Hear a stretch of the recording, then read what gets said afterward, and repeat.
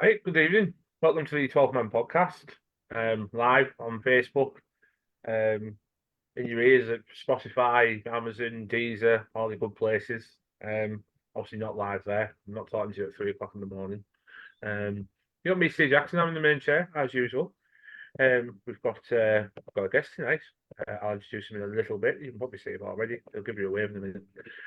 Mr. John Cutler with me. He's not by my side as usual. He's sat in his comfies at home. Evening, coach.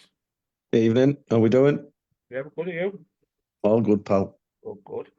Mr. John Donovan with us. Evening, John Don. Now then, are you okay? Yeah, we're doing good, mate. We're doing good.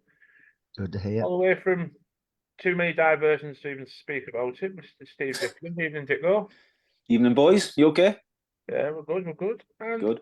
promised special guest, all the way from his lovely study, which I must say is pretty nice. From the Evening Gazette, Mr. Craig Johns is back with us. Evening, Craig. How are you doing? Evening, lads. I'm well, thanks. Hope you all are too. Good. Yeah, thank you very much for popping on. It's always a pleasure to have you on. So we're going to talk. We're going to talk Leeds United, not the football team. I don't want to talk about them. I'll get kicked off. We'll talk about the game last night. If you're neutral, it was a cracker. Let's face it. If you're one of us, it was one of the worst things you could ever see. Put you through the mill. We'll talk about the decisions, non-decisions, and then we'll preview our last away game of the season of 23-24. So, right, here we go. So, John Don, obviously the team came out. There was obviously going to be one big change. No Luke Ayling because of his parent club. And obviously, I did say no big change for Sam Greenwood as well. They probably would have benefited of him being on the pitch quite nice, but hey ho. But obviously he couldn't play. They were both in the stands. Dyche still came in. Silvera came in. What did you make of the team itself when you saw it at 7 o'clock? I'll be honest with you. I contacted you all during yesterday afternoon. When I saw the team that Craig predicted in the Gazette, I was happy with that. I thought that was that would have been a great team for us to start with. I was a bit surprised to see Dijksteel start. I was a bit surprised to see the lad Thomas start. But other than that, you know, the rest, the midfield and forward was as expected, really. But like I say, I would have preferred the starting lineup to be the one that Craig put in the Gazette. Yeah, same. I say, like you said, you know, you put it in with all of us to see the team. I was quite happy with that. I say a bit of pace on both wings. But Dicko, what did you make of the team? Well, just off what John was saying, he posted the team that Craig had picked. I think Craig needs to be a football manager because it was a decent side that he picked, to be fair. But I think we had McNair in it, didn't it? And Bangura was in it. It looked a decent side and a bit more pace, creativity and structure to it. So, like John Don says, I was a little bit disappointed when I seen the team because straight away, you know, Leeds' threat is down the flanks with Somerville and Ganato. And you looked at our fullbacks last night starting, which was going to be Dijksteel, who, don't get us wrong, I've told you, I think he's a decent player, but let's be fair, he's not a Michael Carrick man. He's never had many chances in the Carrick, and last night was his first start since December. So you're putting in Dijksteel for his first start since December against arguably the best player in the Championship in Somerville, which was a huge gamble. And Luke Thomas was a surprise starter for me. I don't know what happened to Lucas Engel, but Thomas coming in the side was a surprise to me. Certainly not just ahead of Engel, but obviously Bangura as well.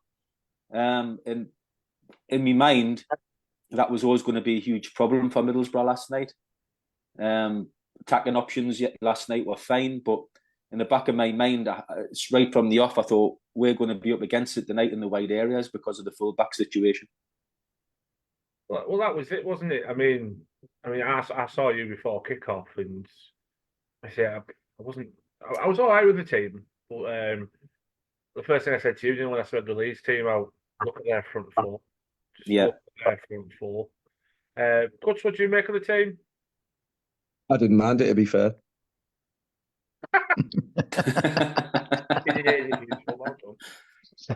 Fair enough.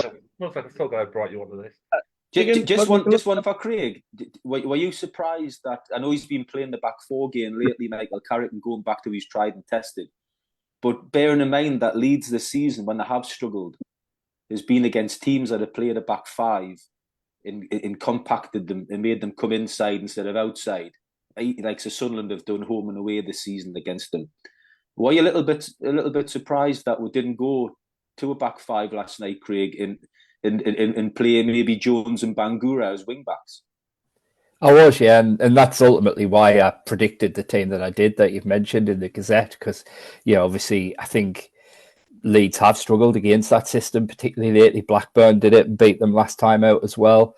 I think had this game been earlier in the season, had Borough had something still riding on this game, I think Carrick would have done that. I think he has done it, mainly in the cup games against the Premier League teams, but obviously he did it at Leicester as well, and it worked there.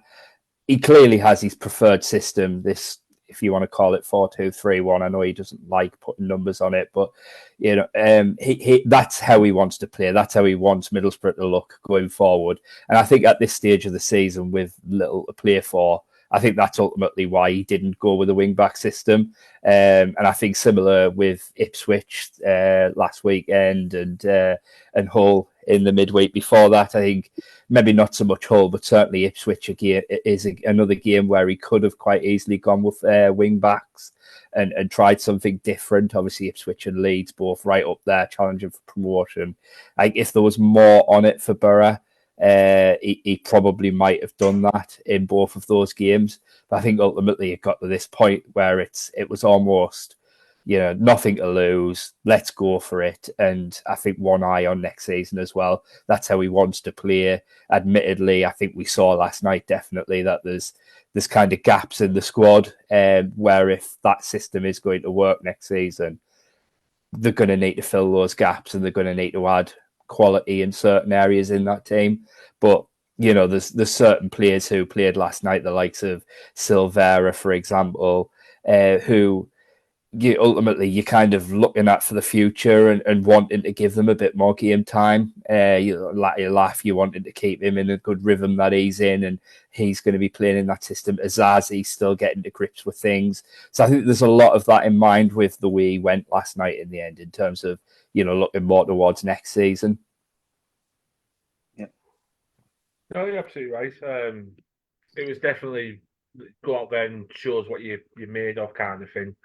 Obviously, saw about the game, it was have a go and see what happens, kind of thing. But what did you make of the team itself, Craig? Obviously, I know it was a lot of mixed it, but seeing there, BBCT said Engel was let off with personal reasons. Did you hear that before kick-off? Yeah, so that's what we were told before kick-off. I mean, I don't know if you saw, but the club had put pictures out of the players arriving at the ground, and Engel was among them. So obviously it was a surprise to us when he wasn't in the team, but that was what came out from the club in the press room before the game, that it was personal reasons. There was obviously no expanding on that from there, but I did listen back to Carrick's interview with Tees after, and he'd mentioned then that it was quite a late one that they lost him, and obviously Thomas had to step in at late notice as a result. So yeah, I don't know much further than that, but whatever it is, obviously wish him the best. Yeah, definitely, absolutely. Were you surprised that Bangura, obviously back on the bench, wasn't shot in? Yeah, to take it. I was surprised at that, because the reason why I'd gone for Bangura in my predicted team, he's obviously been back in and around it a few weeks now, been on the bench. I don't think he's got on from memory though until last night, has he? But when I asked Michael Carrick on Thursday about was anybody back in and around the squad, had anyone been back in training, and he brought Bangura up again as though that was new. And he kind of emphasised, like, oh, we've got Bangura back in and around the group, even though we already knew that because he's been on the bench a few times. It just made me think, is he planting that seed in terms of, Bangura's ready and he's going to be back? So that was why I put him in the team. And I thought when he did come on, I thought he was really bright, actually. I thought he did really well when he came on. And obviously predicting, as I did, that it would be a wing-back system. I think he's tailor-made to that as well, similar to Jones at right wing back and, his pace and how he'll get forward. And, if you're going to go with that system, it's probably a bit more defensive-minded with counter-attacking in mind. And obviously Bangura and Jones as your wing backs would be, would have been tailor-made to that. It's not how he did go in the end, but I still thought Bangura did really well when he came on, actually. Mhm. Yeah, it was. I mean, I'll go into what Bangura did a bit later on because I thought he was a breath of fresh air when he came on the pitch. To be quite honest, but he's brilliant. But yeah, we obviously game started. John Don. We've got. Well, I say company now seats, but we never sit down. But you know what I mean. It was going to the game. We started brightly. Say obviously Leeds tried to put it about to us, and then all of a sudden they claimed foul. On I think it was Nonto. Was it Nonto? But it was nowhere near a foul. They say it was nipped in. Latte Laugh, along with Rodon, absolutely wiped out Mellier. And as I Jones was thinking on his face, and he took it away. And well, fair to say that ground's roof absolutely lifted when that goal went in. Yeah, good start by us. The atmosphere was good from the off, and obviously scoring within less than 10 minutes. It's gonna ramp it up even further. It gave us a great start, but sadly, shortly after, we handed Leeds the initiative, which was disappointing. I mean, the two full backs started off very tentatively, and it didn't improve all game for them. I thought both full backs were quite poor on the night. But like you say, we got that early start, lifted the crowd another notch, and it set up for what turned out to be an absolutely end-to-end fantastic game. I know we didn't get the result, but I still came away enjoying the game. So much incident and talking points. So I don't know whether we'll go over the hour just talking about last night's match, but we'll try and be succinct. Well, we certainly could, to be quite honest, because it was a hell of a game. It was probably one of the best games of the season, not just for ourselves. I'd probably say in the Championship, I thought it was an absolute cracker. Both sides it was quite surprising on Leeds' part. I know Leeds are an open team, like to play open four in football, but they just let themselves go and thought, "No, sod it, we'll just have a right good go at this." Whereas if you're chasing promotion, as we know from years gone by, you kind of step back a little bit and say, "I don't want to risk too much, just in case we lose everything." And but they didn't have that attitude at all. They just thought, oh, "Balls it, let's just They let's have to keep up with them." at this stage of the season. They had to win it. A draw wouldn't have been drastically put an end to their top two hopes, but they had to win it. And that early goal by us certainly sort of put the emphasis on them then to push forward. And like I say, I was disappointed for us to concede the equaliser quite soon after we took the lead. I mean, Dykesdale just looked a bit stiff, a bit rusty.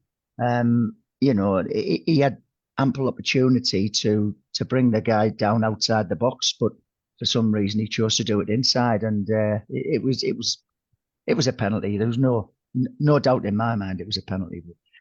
No. Yeah, well, at 1-1, you're still sort of like you dust yourselves down and you go again. But we conceded another one not long after. Really, it was disappointing. No, I mean I'll come to you, Dicko, because I'm gonna a little bit bypass the equaliser because not one of us could sit there and argue it wasn't a penalty because it was. Dykesdale got the wrong side. He had chances to bring him down, didn't. Then say Jorginho wrote played really well, quite smartly. Said, right, clip my legs in the box and I'll take the penalty, and he took it. The second goal annoyed me a bit because you'll know as well as a keeper. I know it's in that avenue where it's a bit difficult, but if you're going to start coming, you come. But he seemed to hesitate halfway and then just let Bamford nip in and do his little pirouette like he usually does and put the ball in it. But I just thought Dieng could have just came out. It doesn't matter if there's a defender there, just clean him out. Melier did it. Why couldn't Dieng do it? It was poor goalkeeping. The goal was Dieng's fault, and I'm sorry, but he bottled it. And people don't like to be called out like that, but he bottled it as a goalkeeper. He bottled it. He had an opportunity to come out. It was Patrick Bamford coming in. It wasn't Duncan Ferguson coming in. It was Patrick Bamford, who I don't think would fancy it if Dieng had come out and clattered him. And I don't know what Dieng done. He let the ball bounce, which is a cardinal sin anyway. But you come out and you take the ball at its highest point, and not only that, you clatter the player at the same time.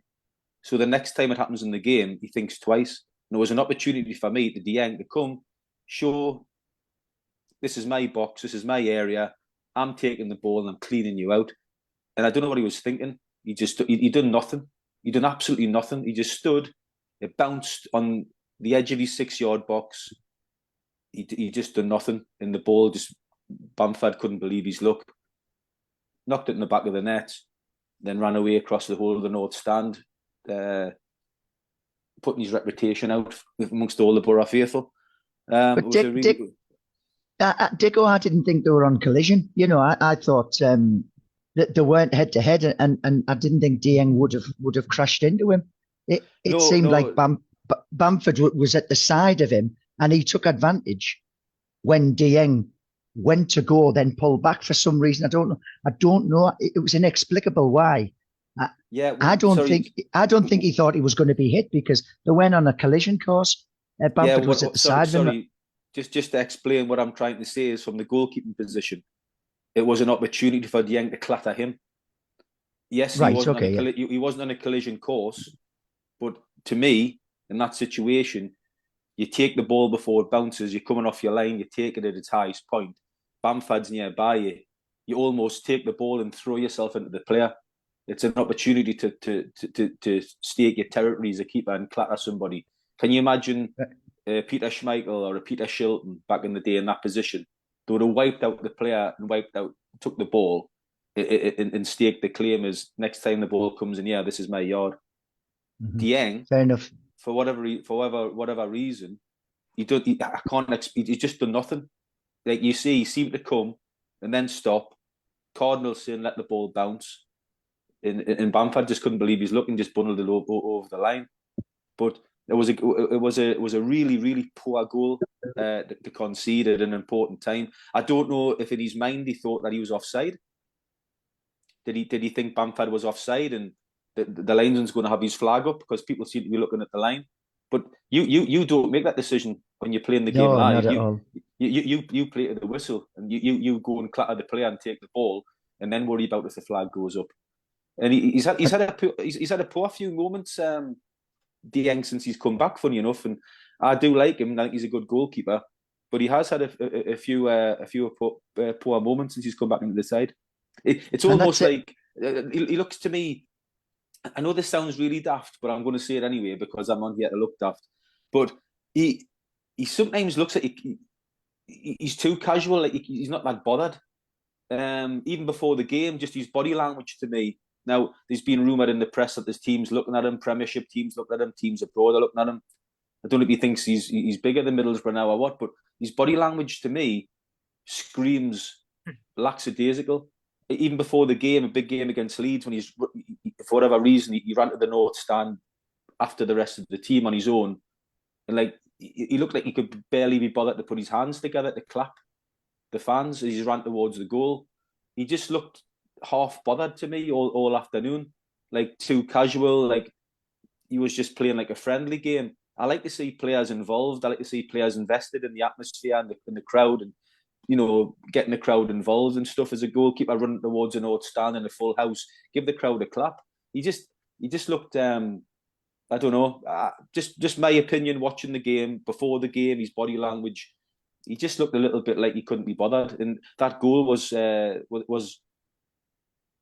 goal was like that. It was, he should have been sharper, he should have been quicker to the moment and been out there and clattered the player. And he did, when it went in as well, watching him again like I do, he didn't seem that bothered about it. Like, he wasn't holding his hands like, oh, I've made a mistake here, I should have come it. He wasn't holding his hands up to his defender saying sorry. It was just like, oh, well, the ball's gone in the net. Oh, well, we're 2-1 down. I like this. I want to see more from him.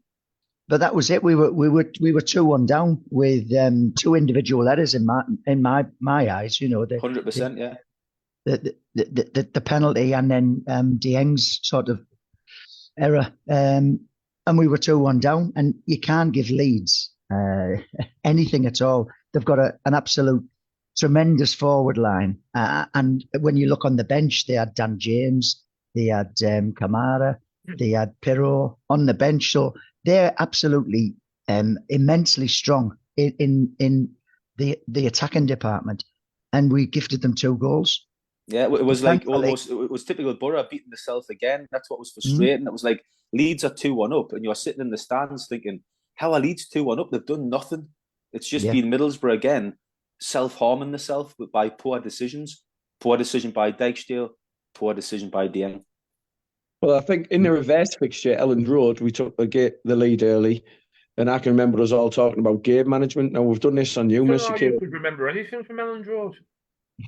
I can remember it. We've talked constantly this season about game management. So you're taking the lead against a team that's probably, in my opinion, I think they'll still get promoted.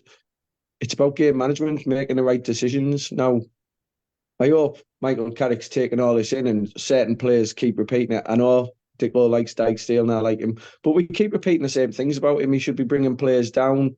I think it was at QPR away under Wilder even. Yeah. When he let Willock shoot from a mile away. It's the same mistakes over and over again.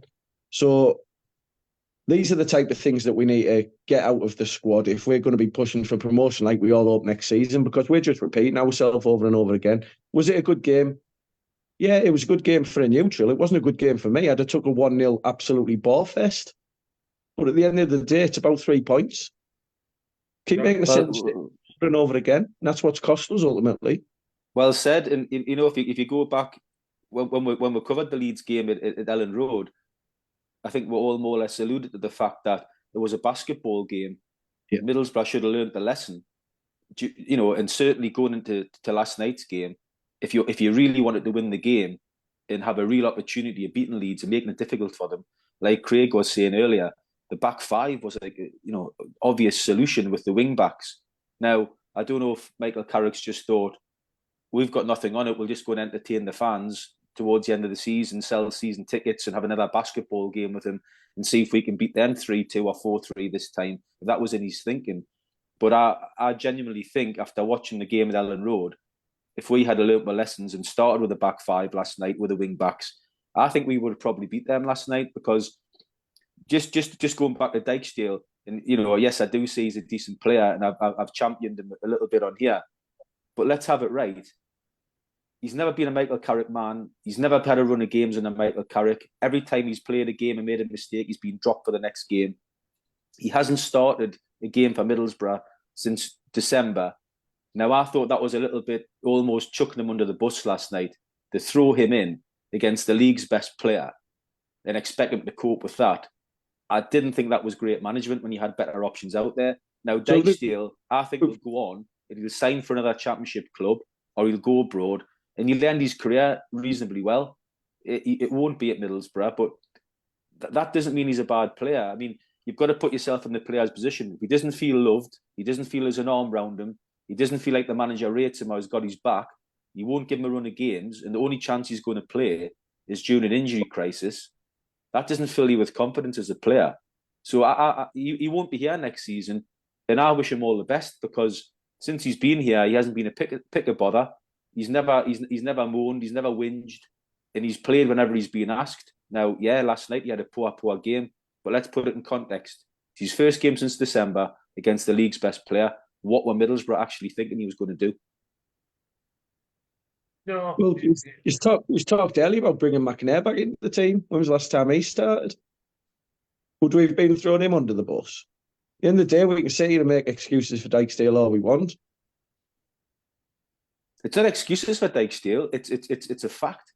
Here we go. What? It's a fact. It's a fact. He hasn't played since December, and he's went in against the league's best player in his first start since December in a full-back position in a back four. He wasn't going to turn into Maldini overnight, was he? Come on, it was a tough ask. Right, so he hasn't played this since December. You're saying he doesn't feel love, so he needs an arm around his shoulder. He's still getting paid by this football club. He's the one who's making the decisions. It's not Carrick's fault. It's down to him to go in and put in a performance and do his job. Ultimately, he's got to do his job. We go to work and we do our job. Like I say, but he probably has done his best of his ability. It just wasn't good enough on the night because of the reasons I've stated. He's probably lacking confidence, lacking fitness, and hasn't started for months against the league's best player. It's a tough ask by anybody. That'd have been Luke Thomas on the right hand side. He'd been getting absolute pelters. They're not good enough. I don't care who we just started the fullbacks. Our fullbacks aren't good enough. Anyway, one player who is good enough, who got us back into the game, was Latte Lath. Brilliant goal. He's got striker's instinct. You can't coach that. We saw at QPR. He takes things. He takes opportunist chances, like his second goal, the header. Now he knew where the goal was. He was facing the wrong way, but he thought, "I'll give this a go." He couldn't get the ball under control. It was too high for him, so he had a go. It's instinct. He's an instinctive striker, and he'll try things, and they come off. Like I say, that one at QPR, it almost seemed like a slash of his foot that put the ball into the keeper's left hand corner. And last night, that header, he had no right to score from there, but he tried his luck and it come off. He's a man in a rich vein of form, and he got us back into the game last night. And you know, it really does make you think about what a full season with him would produce. But like I say, we got ourselves into that game. 2-2 would have been brilliant at half time. 2-2, because Leeds would have still had to come out, attack us. Like I say, they needed the win, and it might have left a few openings for us. However, the official on the East Stand gave them a third goal. Well, I'm going to bring Craig into this bit. Obviously, Craig, you've have seen replays quicker than all we did, obviously being in the stands. Yeah. We all know now it's, you know, I know the TV pundits, whoever it may be, made the excuse that he was looking at Bamford. That's why he wasn't given. I'm not being funny. The kid's 4 foot tall by 4 foot wide, right? He's twice as wide as Bamford, right? Speaking for experience. How is he missed that Nonto's not offside? It was an awful decision. He's looking right down the line as well. That all the defenders are on the 18-yard line. How has he missed it that badly?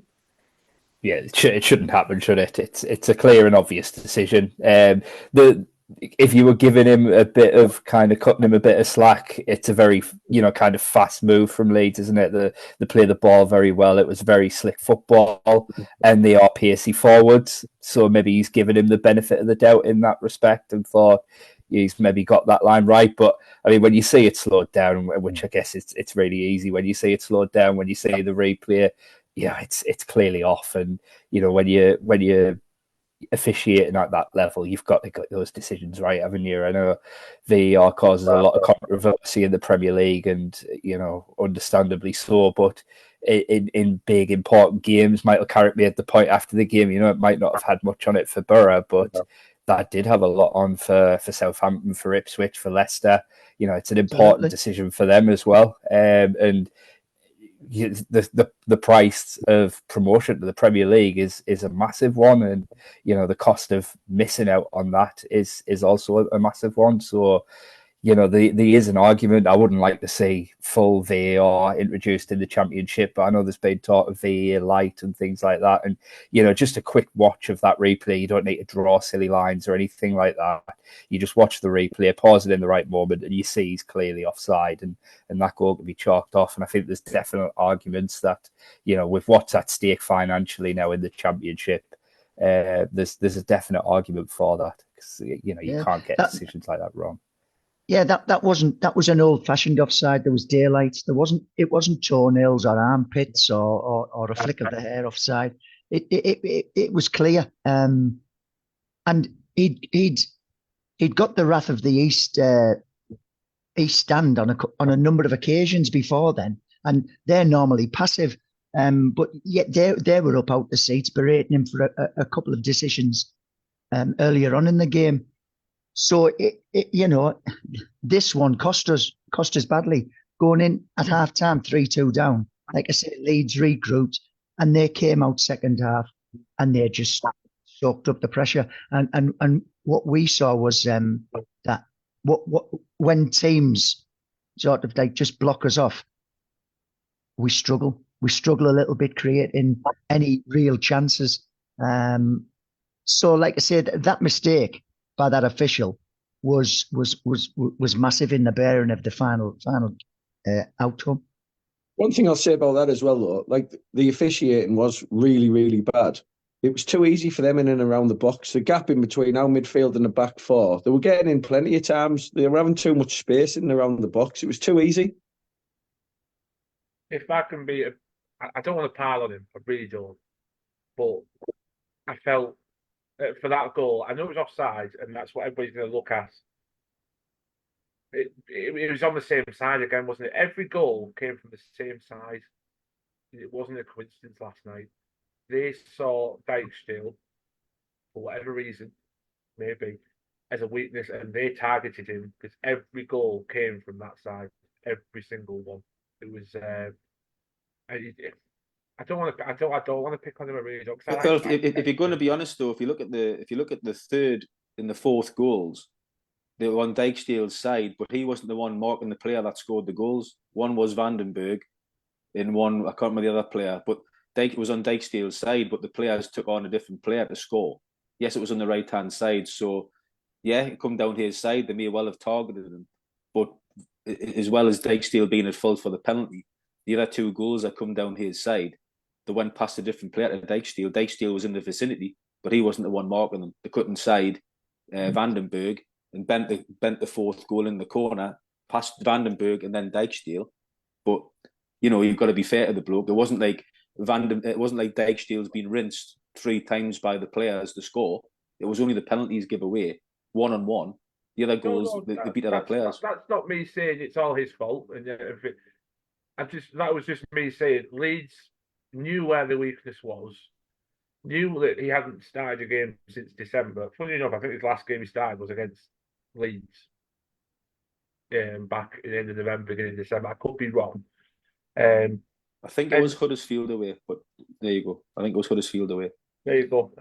But they targeted him really. They did the homework and they knew which side to go at, because we always look and say, well, the side to go at was Thomas, because every team that's got the other side in the last few games has just got round Thomas. Every single one. Swansea did it perfectly, to be quite honest. I don't know how they did score. A couple of times when they got down that side, well, they can't get a ban, told it wide open. But they looked at him straight away when that's the side, and they just hit us. They hit him every time. That's why Somerville in the second half, you watched him, swapped with Nonto and went, I'll have that side now, and just ran rings round that right hand side. Jones wasn't coming back to try and double up on him. And they just targeted that right hand side, and they just did it all night. It was quite painful to watch until he went off. I felt sorry for the lad when it got to the end. But at 3-2, Leeds are not going to be sort of like having to press too much. But we were, and all credit to us, we didn't settle for that scoreline. We wanted to sort of get ourselves back in the game, but we just couldn't break them down. and then us pushing forward left some space for Leeds to take advantage of, and then they got the fourth goal, and everybody thought game over, But then, to our credit, we come back. Like I say, speculative try from Latte Lath. Great finish, great goal. And then a mad 6, 7, 8 minutes at the end where we tried to get the equaliser.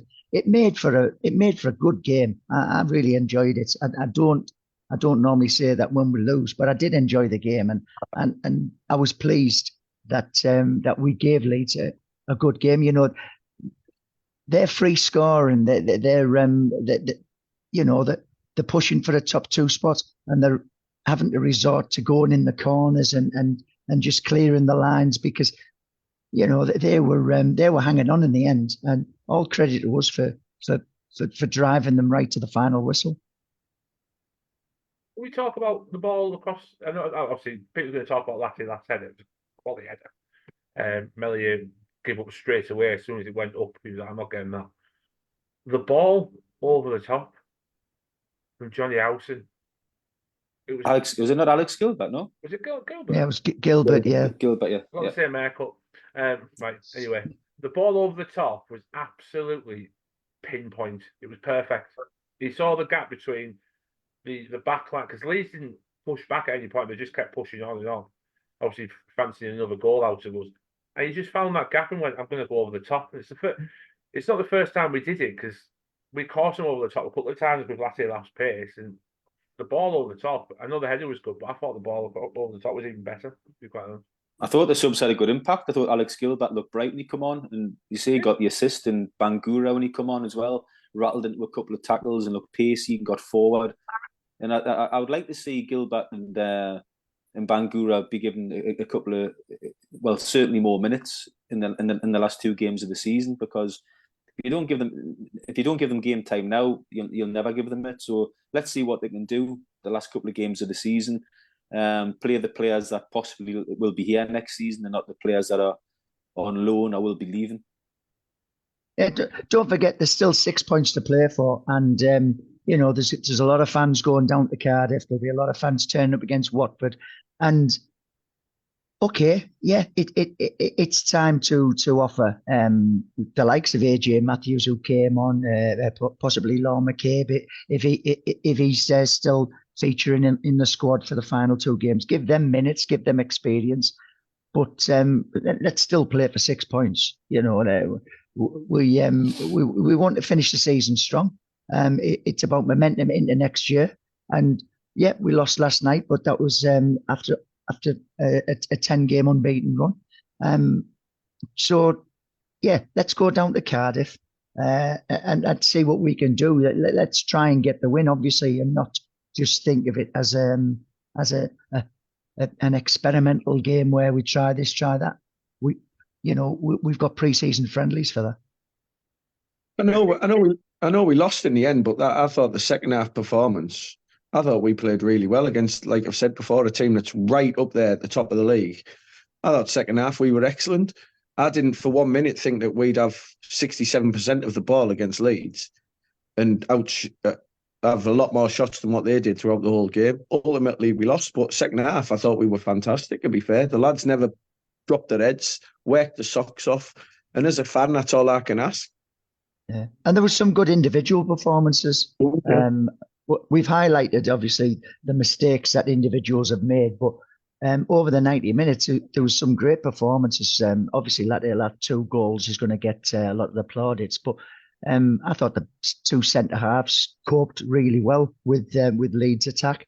I thought O'Brien was busy. He reminded me of Adam Forshaw at times, so he was buzzing about everywhere. I just thought that, yeah, there was some good individual performances there. I'm looking forward to next season immensely, because I think we've got the crux of a good squad. You think of the players that were missing. We had Force out, we had Lenihan out, we had Taylor missing, we had McGree missing. I'm looking forward to next season purely and simply because them players will be back, hopefully. Whether they'll all be here, we don't know. Hackney, he was missing, wasn't he? And our recruitment, over the summer and the type of targets that we're looking for. I think we'll give it a real go next year. I'm really glad that you've mentioned O'Brien there. Because first of all, I'd like to say my opinion of him. I thought he worked really hard last night and I thought he had a decent game. And then I didn't look at Twitter on out last night, but I had looked today and there was a bit of a conversation between our guest and one of our resident people here about O'Brien. I actually thought O'Brien was really good. I thought he had a good game, worked his socks off, got some tackles in and buzzed around like you said there, John. So I think, Craig, you give him an 8, didn't you? Just behind Latte Lath. So we'll let you go first and then we'll let Dicko come in. Yeah, I did. I thought he was really good last night. I think I've been really impressed with him lately, just in terms of, since coming back from what was a really serious injury as well. It's not, forget about that. He slotted into that midfield and having kind of learned the tactical intricacies of it a bit more in recent games, I think he's looked really good. I think he's good on the ball. He's really positive on the ball as well, which is obviously something I think we all really like about Hayden Hackney, is when he gets the ball, he wants to go forward with it, which is obviously, kind of key fundamental of what Michael Carrick wants from his central midfield players.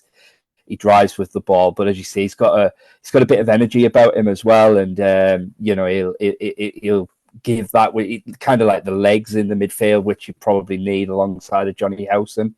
I know I've seen a few people compare him to Forshaw, and obviously that predates my time covering Borough, so I can't comment on that. But there's a bit of, I think, particularly with people who, when you do hear them like Dick, who maybe don't appreciate what he does as much, it reminds me a bit of when Tav played there under Chris Wilder. There's differences in terms of it's a different style, it's a different makeup in the midfield. But I think when Tav left that midfield, when he obviously left the club, I think that's when you notice what he brought and how much you missed him. His energy and just being in the right places at the right times and things like that, making recovery runs, etc. I think Lewis O'Brien's very similar in that respect. The floor is yours, Dicko. Sorry? The floor is yours. I had a feeling somebody might mention that. So I was prepared. Here we go. So I was prepared. This is going to be Rafa Benitez's press conference. Right. Been watching Craig, eh? Craig gave man the match last night, right? And I'm sorry, I just didn't see it, right? And I thought, well, maybe I'm wrong, because at the game you can see a different game rate in the match. So I thought, well, let's see why he was man of the match. So I had a little look. So he had 58 passes in the game. Sorry, 62 passes in the game. Sorry, just before I start, we're not going all Borough breakdown on you. We're not going to turn into Borough breakdown and all that, and boys to death with stats, but I'm going to have to do this to cover me back. So he had 62 passes in the game. He completed 58 of them, which is fantastic to complete 58 out of 62 passes, as long as you do something with them. Yeah? So this is what Lewis O'Brien done with these 58 created passes. Chances created in the game, 1. Shots on target, none. Shots off target, none. Touches in the opposition box from a centre midfield player in 70-odd minutes of football. Touches in the box, 1. Dispossessed 4 times. Out of his 58 passes, how many were there in the opposition third of the pitch?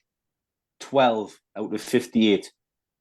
Duels won, 7 out of 13, 54%. Now, does that scream man of the match to you? Because it doesn't scream man of the match to me. And I'm pleased that you brought up Marcus Tavernier, because I was a fan of Marcus Tavernier. And the reason I was a fan of Marcus Tavernier was because he's got everything in the midfield that I want to see.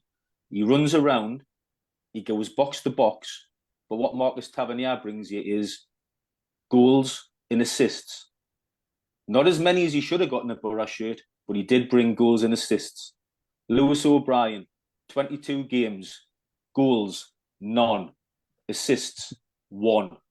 So I'm sorry, to compare Lewis O'Brien to Marcus Tavernier is like comparing chalk to cheese. It's just a nonsense. Now you go back to Adam Forshaw.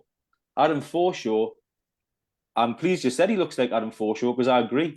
And I didn't rate him either for exactly the same reason. Adam Forshaw was a busy bee who ran around the pitch, going sideways and backwards, and giving the ball to his centre half and getting it back and giving it back to him again and getting it back and giving it sideways and getting it back. Adam Forshaw, goals and assists, very few. So that is a good comparison. I would even go as far to say, for older Borough fans going back, another player, Gary O'Neill. Gary O'Neill ran 1 million miles a game for a lot of money in the bank, producing very, very little in terms of goals and assists. I'm not interested in players running around doing how many kilometres on a pitch, looking busy. What I'm interested in from my engine room and my team is, what are you doing for this team in terms of getting on the ball, getting in the box, creating goals, scoring goals, and putting in tackles? Lewis O'Brien isn't even really a centre midfield player. He's more of a left-sided player that gets up and down on the left-hand side. But as a centre midfield player, is he smashing into tackles? No. Has he got presence? No. Has he got physicality on the pitch? No. Does he win any headers? No. Does he score any goals? No. Does he create any goals? No. So I'm saying no more on the situation. For me, that's okay then. And not only that, before I finish, we're on about signing this guy. He's on 50 grand a week. And if to sign him, we're going to have to pay probably 4, 5, 6 million pounds. If we think signing them statistics are going to get Middlesbrough back in the Premier League, you're having a joke. Not in a million years. Hold on a minute here. It's not all about goals and assists, is it? It's his work rate. And I bet every single one of them players in that team appreciate the yards he put in. It's not about goals and assists, Nico. I didn't say it. You did say you kept going none. What you need to do is wind back what I've just said when this podcast finishes and just go through them stats. They're not all about goals and assists. They're about getting dispossessed. They're about the duels you win. They're about touches in the opposition box. They're about passes into the opposition third. As a centre midfield player, you need more than that, and you're fooling yourself into pretending that a player's good because he's busy on the pitch. It's imperative in that position that you do more than that. And if you're talking about doing more than that for 4, 5, 6 million pounds and 50 grand a week, come on, we can do better than that. Much better than that. I'm sorry, but we can't. Well, I didn't count his passes. I didn't count his interceptions. I didn't count his duels. I just saw him last night, and I thought he looked decent. Yeah, I thought he had a good game. I wasn't aware of any of the stats. I just watched the game, and I thought certain individuals, him being one of them, had a good game, and that's it. And that's fine. And I'm, by the way, that's absolutely fine. I'm just saying why I don't particularly rate him, because I don't get impressed by a player running around a football pitch doing, for me, very, very little. I'd rather have a player not flying around a football pitch, doing something of note, like what Finn Azaz did last night, which was 2 assists and we scored 2 goals. To me, that's worth its weight in gold. Lath with his 2 goals, worth its weight in gold. Vandenberg and Clark at the back, winning the headers, winning the tackles, worth the weight in gold. A player running around the pitch, going sideways and backwards, to me, no, wouldn't do better than that. Dicko, you've lauded Dijksteel for months and months, and maybe you can take a couple of hours going back over his stats for the games he's played. On a regular basis. What I've said. No, I don't mean this season, but when you were lauding him, I don't think he sort of warranted that sort of praise that you were giving him. Dijksteel, when he played with Matt Crooks on the right-hand side and Isaiah Jones, the 3 of them had an excellent understanding. And in that formation, he played very, very well. He passed the ball to one other Borough player. Since Michael Carrick's come in, he hasn't been the same player for whatever reasons, and I accept everything you're saying regarding Dijksteel. Simple as that. No So problem. forgetting Dijksteel, because he's going to be going anyway. You sprinkle round talented players around O'Brien, and you've got to remember what's around him as well. You put really talented players around him, he'll be worth his weight in gold next season if we've got a promotion chasing side. Well, I'll stick my neck out. I've said it. He's the only one. He's the lone player that I would sign. I think he's been really impressive the last few weeks, and I think all these stats about 0-1, 0-1, it's all a load of rubbish, in my opinion. You need someone like him in a successful team. Hopefully, we're that successful team next season, and I think he will shine. I would definitely sign him in the summer. To end the O'Brien monologue, I'll ask you a question. The four is a question. Before you end it, can I just say, sorry? Before you end it, can I just say, like, because obviously you've come out with a lot of stats there, and I appreciate what you're saying. I think definitely, things like assists and stuff like that can definitely be improved upon. But I think what you've got to remember as well is he's been asked to carry out a tactical plan. Michael Carrick is a very tactical manager. There's quotes coming out. Actually, we spoke to Lewis O'Brien after the game last night, and he speaks about learning a lot since he's come back from injury from Carrick and what's expected of him. He talks about being a player who traditionally would have liked to break forward more than he does and get into the final third. I know you mentioned there his touches in the final third or in the opposition penalty area, stats like that. He talks about the fact that Michael Carrick is actually asking him to sit deeper and be a bit more tactically aware. You talk about making an impact in the game, like you mentioned, Finn Azaz, and again, as the central midfielder in a Michael Carrick team, I think the onus is on you to move the ball forward and to play it through the lines, always want the ball, which is what he wants, and progress Middlesbrough forward, which I think he definitely does. I think if you go to Middlesbrough's second goal and watch it back, it comes from a Leeds United throw. Lewis O'Brien's on his man. He makes the tackle. The ball, I think, breaks to Thomas as a result of that, and he gets it to Azaz. So, that's an example. He might not be the player in Azaz who makes the last pass, but he plays a crucial part in that goal. If he doesn't rob the ball away from Rutter, I think it was, who he takes it off from the throw-in, Middlesbrough never score that second goal. So, you talk about making an impact. It's more than just that final pass. So now, Craig, can we give one assist, just the one, to O'Brien for that goal? What do they call them when it's pre? Is it goal involvement or assist? Pre-assist. Pre-assist. I'm not saying he's a bad player. What I'm saying is the value that he's at, the wages he's on. I don't think he's good enough. Well, the question I was going to ask, right? We can sign Lewis O'Brien in the summer for £4 million or £5 million, and he's going to cost big wages. Do you think, out of our budget for next summer, he's worth that? Honestly, would you sign him for that type of money, or would you look elsewhere? No, I said no. Sorry, I'll jump in. I don't think we'll pay 4 to 5 million for him. But if we can get him for $1.5 million or $2 million, I think it'd be a good signing. Yes, I'd take him all day long as well. What, at 5 million? No, I think I said a couple of weeks ago on the pod, I think they paid 5 million for him, and you mentioned him being on 50 grand a week. That's now to do with us, and it's now to do with him. That's Nottingham Forest's fault. I'd pay 3 million, and I wouldn't bat an eyelid. £3 million these days is nothing. We signed Finn Azaz from Plymouth. He had half a good season. £2 million. This lad's played in the Premier League.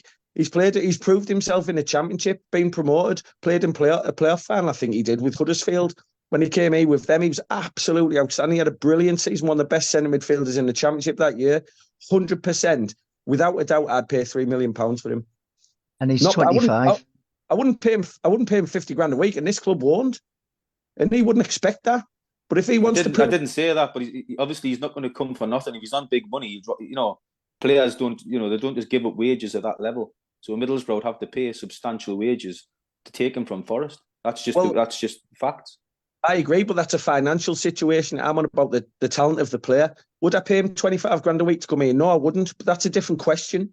If we can work out a deal that's valuable for this football club, would I take him? Yes, I would, without a doubt. He's got a lot of experience, he's only 25. He's probably ideal age to run alongside Johnny Howson. Hopefully he'll get that extension to his contract, or another year. So that's why, yeah, I would have him. But obviously, the figures you quoted, we won't pay that, so we're not going to get him if that's the criteria. But if we can get him for $1.5 million too, I'd say yes. Fair Yeah, enough. I'd echo a lot of what the lads have said there. I think, obviously he's not going to get the wages here that he's on at Forest, but I think you look at his situation as well. I mean, again, we spoke to him after last night's game, so there's quotes coming out and they'll be online tomorrow on the Gazette website where he basically says he's not certain what the summer holds, but if the opportunity's there, he'd love to come back. And I think he knows, if you think of his last 2 years, he went to Forest, didn't get that many chances in the first half of the season, was then not registered in their squad for the second half of the season. And after that late move to Blackburn fell through, he ended up on a short loan spell in the MLS. He then comes to Borough looking to kind of get his career back on track and gets that injury after 6 games. Something else he said last night as well was that speaking to Borough's physios, they've been telling him that with the injury he suffered, I think he had surgery in October, didn't he? It was a ruptured Achilles. They've basically said to him, like, you should not be able to be playing as much as you are at the level that you are this soon. Which I think we've got to take that into account. That's such a bad injury, a ruptured Achilles. So, I think take that into account. He hasn't had that regular run of games this season. I think get him in at a decent price, as I say, because of the way his career has gone. I think he'd welcome the chance to make that move. There's so many uncertainties. If Forest come down, are they going to see value in kind of keeping him? I could see so, because as the boys have alluded to there, he is proven in the Championship. He was a star in that Huddersfield team that got to the playoff final, which earned him his move to Forest. And if they do stay up, though, realistically, there's no prospect of him staying at Nottingham Forest. So what do they do? Do they hang on to him and he's just there as a spare part on 50 grand a week, or do they sell at a knockdown price? And as I say, O'Brien ultimately is going to look at it and think no Championship clubs other than those with parachute payments are going to be able to afford 50 grand a week. So he'd have to take a pay cut. So I think he'd be willing to do that just to kind of get that career back on track. The other thing I would say as well is I think, we all look and we could all think in every position, let's be honest, Middlesbrough could sign better if they were financially able to. The Championship players, they're not Premier League players, they're not perfect. Let's be honest, they wouldn't be at Middlesbrough if they were. It's easy to say he doesn't do this, he can't do this, he's not good at this. But realistically, what is out there that's better? That's the key thing. I'm not saying that there isn't better than Lewis O'Brien out there. I don't scout all of the Danish and Dutch and blah, blah, blah leagues that Borough's scouts will do. But I think without that knowledge of what could be available alternatively to O'Brien's got to be looked at as a really good option for Borough, because as I mentioned earlier, he's now got a bit in mind of kind of how Carrick wants to play, those tactics, etc. So he wouldn't have that bedding in period if he was to come back next season. And as I say, you don't know what's out there in terms of, it's all well and good saying he doesn't do this, he doesn't do that, let's find a midfielder who does. But for what Borough budget is there a player out there in another league who does have that? And that's the difficulty in kind of saying, just he's not good enough, let's sign someone else. There's no guarantee that other player is out there. Plus, one more thing. A bit earlier on where Dicko said about assists and that, and doesn't want players running around. Luke Aylin's got a lot of assists since he signed for us in the summer. And less than a month ago, Dicko said he wouldn't sign him because his legs have gone. But he's got assists, Dicko, so why wouldn't you sign him? Because he's there to defend. And I think against the better players, he gets to run around. And I also said that I would actually sign Luke Aylin. As a backup? As a backup, yeah. I would sign Luke Aylin as a backup, yeah. I think he's a good option as a backup. If we let Tommy Smith go, and obviously Dijksteel goes, I would take Luke Aylin as a backup. But as a player to play 30, 40 games, I think defensively, with his age, and as I say, I think he's struggling a little bit now. I think we could bring in a younger option to get up and down the right hand side. Now that doesn't say I wouldn't sign him though, but I think he offers more than Tommy Smith, like you've just alluded to about his assists in the opposition half of the pitch. He puts in some great deliveries, absolutely no doubt. Superb balls in. He's got assists, so yeah, he probably is worth signing for that option alone. But I wouldn't like to think he's our number one right back next season. No, I wouldn't. What about you, Jacko? Would you sign O'Brien?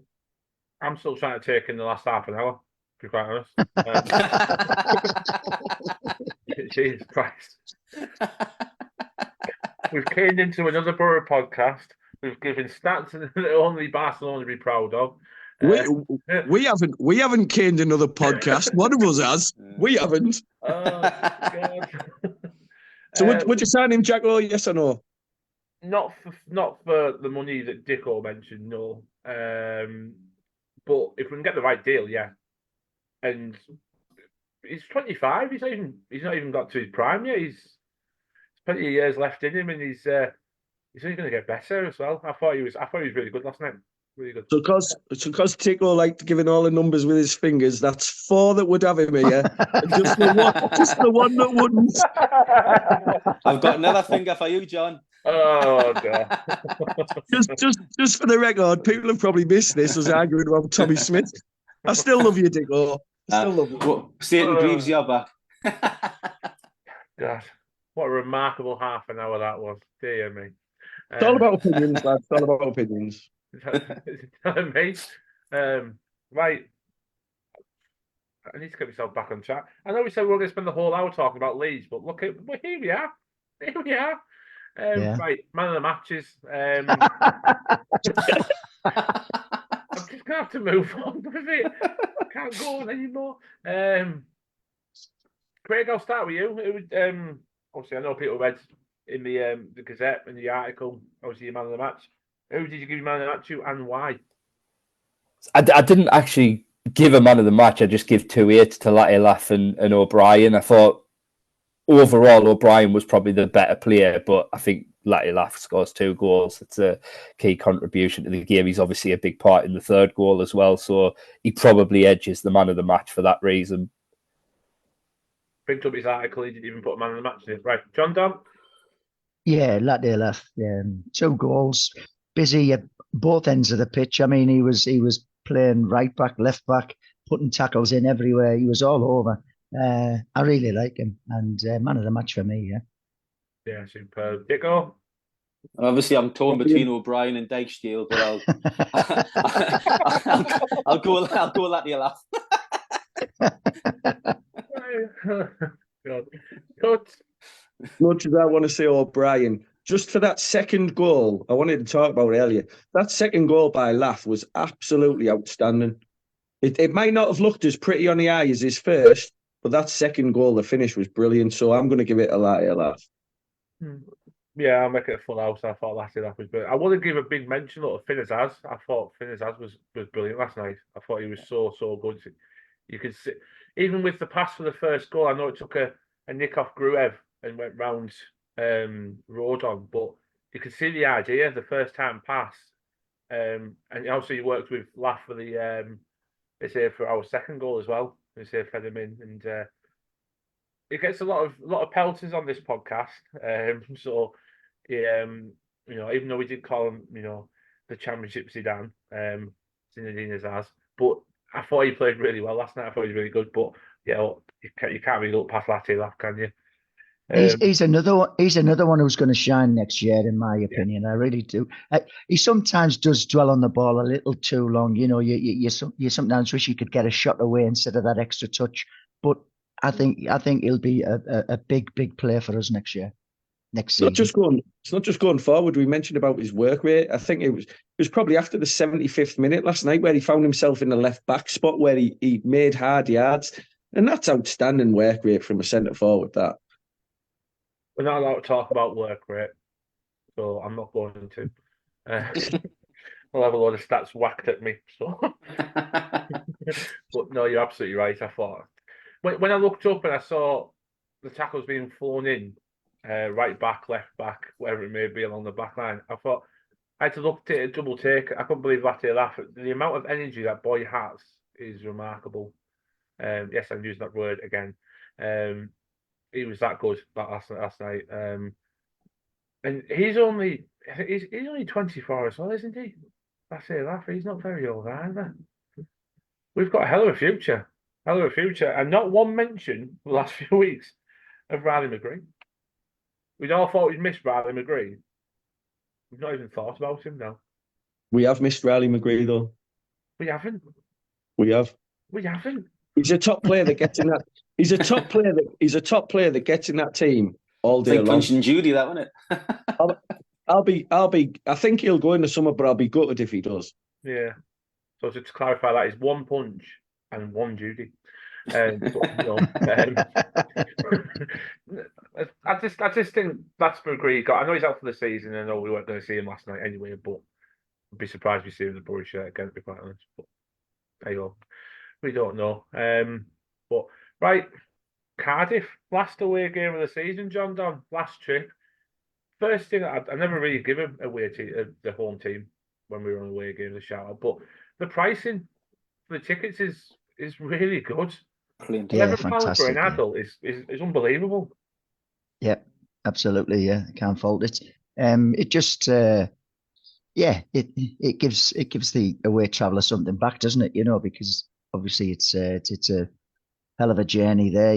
It's going to be a long day. We're not staying over for this one, so it'll be there and back in a day. It's a long, long day.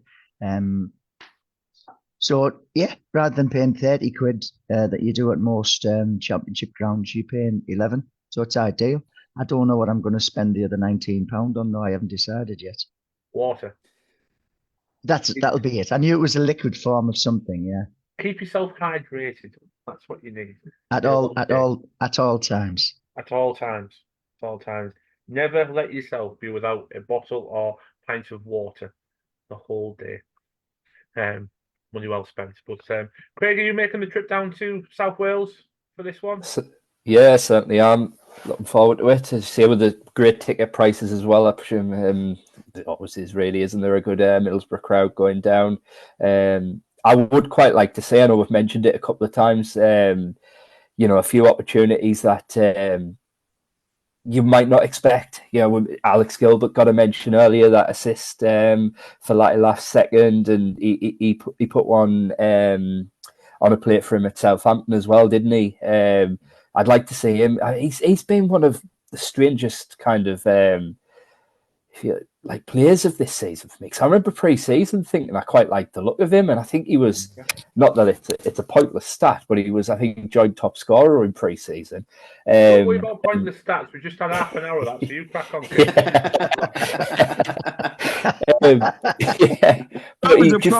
That was a proper sly dig, that Diggle. He knows I love him. Crack on, Craig. He'll keep fun now. For whatever reason, though, Gilbert, he just obviously hasn't had a chance, and I'm always, wary of seeing someone deserves a chance, because we obviously don't see what happens in training, and Michael Carrick says that kind of things. He obviously assesses them, and he'll assess Gilbert based on what he's doing in training and how he looks amongst the rest of the players in training as well. So I'm not saying he should have played more, but I'm surprised he hasn't. But as we say with these games now, Cardiff, Watford, they are ideal opportunities. Those are two sides who have nothing to play for either. I appreciate with Leeds as well, there was a bit of kind of respect for the league and what the game meant for not just Leeds, but for other teams. Obviously, Watford, Cardiff, two games where they have nothing to play for either. So I would like to see more minutes, hopefully, for players like Gilbert. Matthews was mentioned, some of the younger boys like Law McCabe. I'd quite like to see that in these final two games. Yeah, I mean, before I quickly go to the other lads about obviously what they'd like to see the last couple of games, just quickly on AJ Matthews. Obviously, a couple of rumours started spluttering about bigger clubs looking at him. He's had a fantastic season with the academy squads. Have you heard similar things about AJ potentially being looked at as a talent moving on? Yeah, so definitely there's been quite a bit of interest in him for a little while now. I think Chelsea were mentioned quite a long time ago, and then obviously, what was it, a week or two ago when Romano put out that tweet. very interesting in that I don't know if you saw, but Matthews himself has put on his Instagram, I think, at some point today. And he says in it along the lines of, great to make me debut, proud moment for me family, hopefully many more to come, and ends it with hashtag up the borough. Now, I don't know, it's easy to throw things out like that and say things like that. He's a boyhood Borough fan.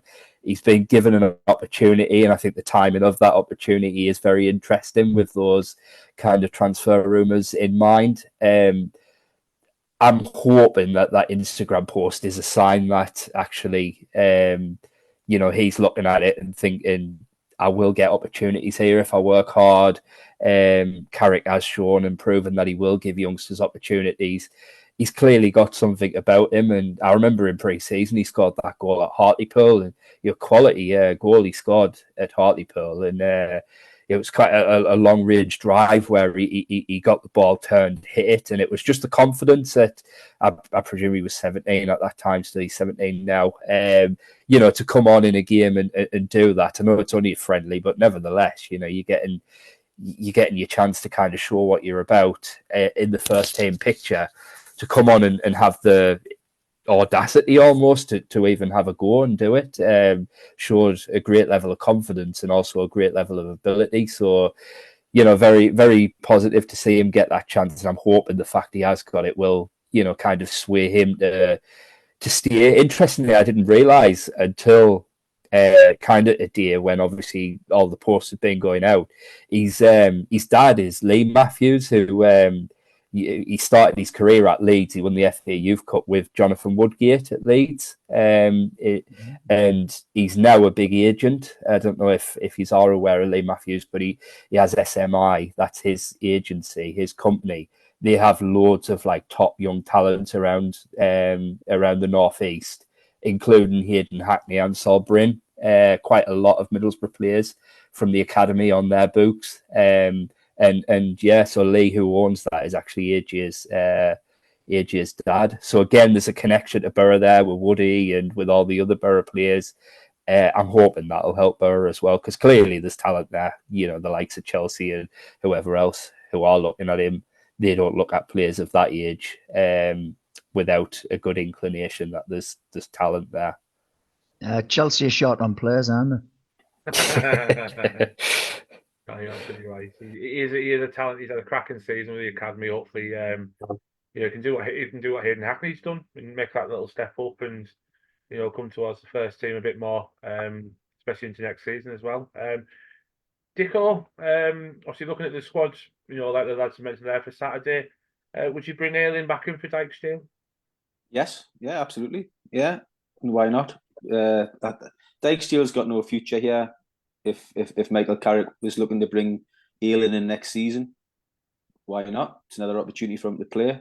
He has an influence on the team. He's a leader, and you'll need leaders to go down to Cardiff and get 3 points. But a little bit like what John Don was saying, I want Middlesbrough to go there to try and win for the fans that are making the journey. There'll be plenty going down, and ultimately that's the goal, to take it seriously, win the game. But also, like what Craig was saying, I would like to see, if depending on how the game's going, as the game goes on, a few players given opportunities and chances. A couple of the youngsters coming on would be nice to give them game time, and like you said, Alex Gilbert and people like that. If they get game time in the second half, I think that would be a good idea. Yeah, absolutely. And as I say, with the weekend's results as well, we're guaranteed a top half finish now because of what Sunderland did. Know your place, Mackems. They can't finish above us now. They'll finish nowhere near us. So, it's a practice to do exactly what the lads have been saying there. Try and mix it up a bit, bring some players in to give it a go, and finish the season on a really high note. Yeah, it's important that we finish the season as strongly as we can. Hopefully, we can go unbeaten, and it'll be one defeat from the last 13. So I've said last week that could possibly help us bringing players in the summer.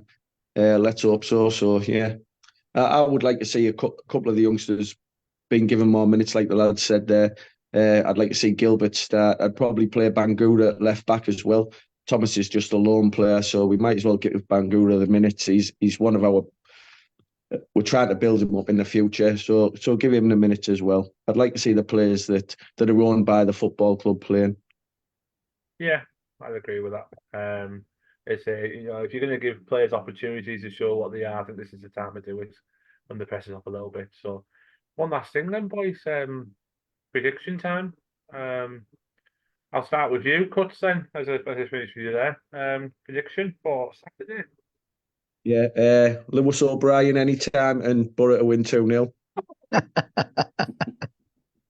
2-0. 2-0 Lewis O'Brien, yeah. Let's hope he gets more than one touch in the box this week then, yeah? Let's hope so. Dick, I'll come to you. I'll go 2-2, and you can't go against Latte Alaf before he's in, so I'll see a 2-2, Latte Alaf to score.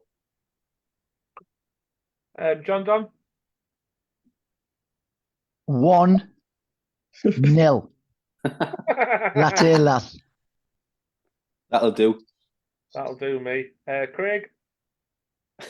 I'll go 3-1 Borough. Finnazar's first goal.